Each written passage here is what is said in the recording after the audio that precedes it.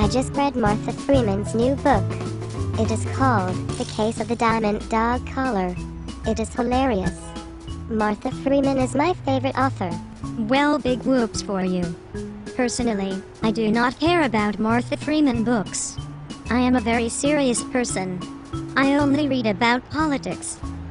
That is perfect, because The Case of the Diamond Dog Collar is one of Martha Freeman's first kids' mysteries.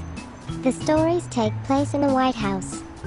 If it's a mystery, you can save me a lot of time and tell me who did it. I can't do that. It would spoil the book. Oh, fine. In that case, just tell me how it starts. The leader of a certain nearby nation sends the president's dog a diamond dog collar, and one of the big fat diamonds is stolen. Go on. There are lots of funny parts. There is lots of mystery. And there is international intrigue. Picture 007. Only family friendly and with a dog that has too much energy. I believe Martha Freeman has been compared to Ian Fleming, the creator of 007. This is true.